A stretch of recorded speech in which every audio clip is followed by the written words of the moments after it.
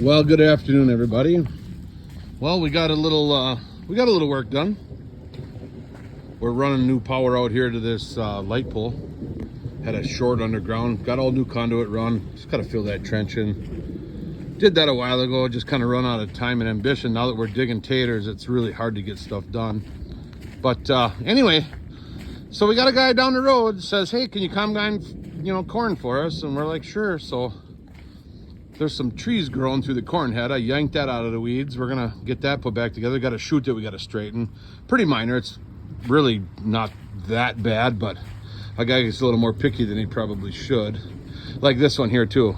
I hate that, but you know what? Corn flows through it. 843 International head. I mean, I don't know. I paid $1,200 for this head when I bought it, and that was quite a few years ago, and didn't have to do any major work to it, but Mother Nature, as you can hear that thunder, she says, you're done working outside today, so. But we got her all hooked up. There's the drive chain in here. I'm pretty sure that's tight. Actually, we can find out. I put a crescent wrench on here and gave it a turn. We got to change oil in the gearbox. Let me see. No, that don't look that bad. We got to change oil in the gearboxes. We got to get this coupling done. There's a pulley on the other side. It looks like it needs a little bit of work, but pretty minor overall. Nothing too spectacular. Just an old 1420 case. When we were farming, we farmed with this thing. Boy, we were farming 550 acres, and we did all of our soybeans with this, all of our corn with this, all of our wheat, all of our rye. We got a couple of pull behinds that we play with, but for the most part, this was our main machine.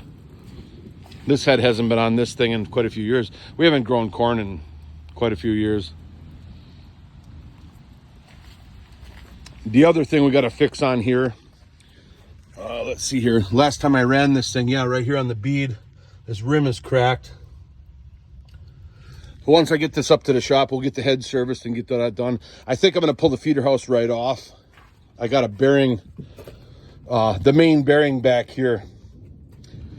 It looks bad on the other side. So we'll pull the feeder house right off this thing and go through that and check the chain out, make sure that's good. I have brand new clean grain chain and bin chain, recirc chain. I got I'm trying to think what else I got. Anyway, when we get that far, we'll deal with that. I got a pile of parts in the parts room for this thing. I got a few corn head parts. I'm not, like this bearing here hasn't been changed since somebody foo-foo canned it. But once we get it running and get everything serviced, we'll be all right. I didn't check any of these knives or any of this stuff down here. Some of these rollers, well, there's a little bit of play in there, but we'll grease them up. They'll be fine. That's a nice that's the nice thing about old stuff, not computerized. You throw some grease at it, some oil at it, and a little bit of maintenance at it, and we're good to go. So we'll get another video of that once we go on, especially when we're doing corn. Yeah, here we are getting wet again. Once we get into the corn, I don't know. He says he's got 162 acres to do, so we'll give her a whirl and see what happens. It's been a while. I'll probably run it for a while. I'll probably run that for a while. I'm working 12-hour days. We start at 3 in the morning. Kind of gets old. So when the weather cooperates here, and there's no way you're combining corn around here until the end of the month anyway. I'm sorry, end of October. I gotta get out of the rain.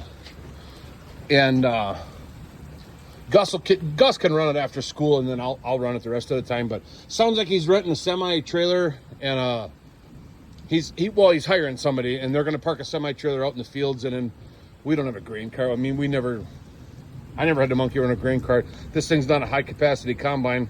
You know, the ones we got at work, hell, they hold 4 times the amount of bushels this thing holds. So a little different world there. We're still old-fashioned, but once we get into that, we'll worry about that then. And I don't know. We'll check the moisture. I haven't done any of that. The field's right down the road. We used to farm it and stuff, but with the rain and the stuff that we got, it doesn't look like that stuff's been side dressed. So I think this field down the road here will be the first one to go. once we get going in that, we'll get a little video of that. And that one might be, I don't know, we might get to that before Halloween. We'll see. But the rest of the stuff out there on the north side, that's out in clay country. We'll see. I haven't been to any of them fields yet, but so we'll keep you updated. And yeah, have a good one.